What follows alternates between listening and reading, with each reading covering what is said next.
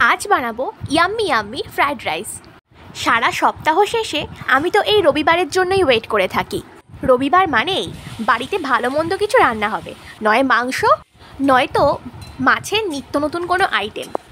আজ বাড়িতে মাংস রান্না হয়েছিল, তাই আমার ইচ্ছা হলো মাংসের সাথে আজকে একটু ফ্রাইড রাইস হয়ে যাক।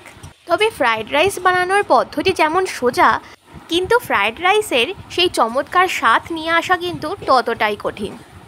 অর্থাৎ আমি রান্না করলাম এইটুকুই ঠিক আছে, কিন্তু প্রথম গ্রাস মুখে তোলার পর যদি মুখ দিয়ে না বেরোয় সেই বিখ্যাত শব্দটা অসাধারণ, তাহলে কিন্তু আর রান্না করে আমার কোনো কাজ নেই।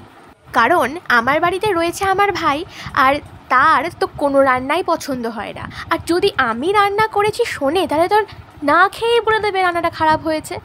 তবে এই রাইস বানানোর সময় আমি কিন্তু এতটুকুও এক্সপেক্ট করিনি যে ভাই বলবে রান্নাটা সত্যিই ভালো হয়েছে। আমার মতো করে আমি রান্নার কাজটা চালিয়ে গিয়েছিলাম। এই দেখো, তোমাদের সঙ্গে কথা বলতে বলতে আমার এদিকে সমস্ত সবজি আর কাজু কিশমিশ ভাজা হয়ে গেছে। আর এখন আমি এখানে হাঁড়িতে জল গরম করতে দিয়েছিলাম। তারপর তাতে গোটা লবঙ্গ, এলাচ, দারচিনি আর তেজপাতা দিয়ে, তাতে একটু নুন দিয়ে, তারপরে এখানে ভিজিয়ে রাখা চালটা দিয়ে দিয়েছি। যেহেতু চালটাকে আমি প্রায় 1.5 ঘন্টা মতো ভিজিয়ে রেখেছিলাম, তাই ভাত হতে কিন্তু বেশিক্ষণ সময় নেয়নি।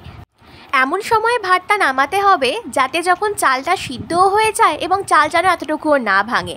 এই অবস্থায় ভাতটাকে ভালো করে ফ্যান ঝরিয়ে তাকে ঠান্ডা হাওয়ায় কিছুক্ষণ রেখে দিয়েছিলাম।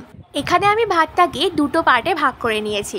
প্রথম পার্টে তার মধ্যে দিয়ে দিয়েছি নুন, গুঁড়ো করে নেওয়া চিনি, মরিচ গুঁড়ো আর ঘি।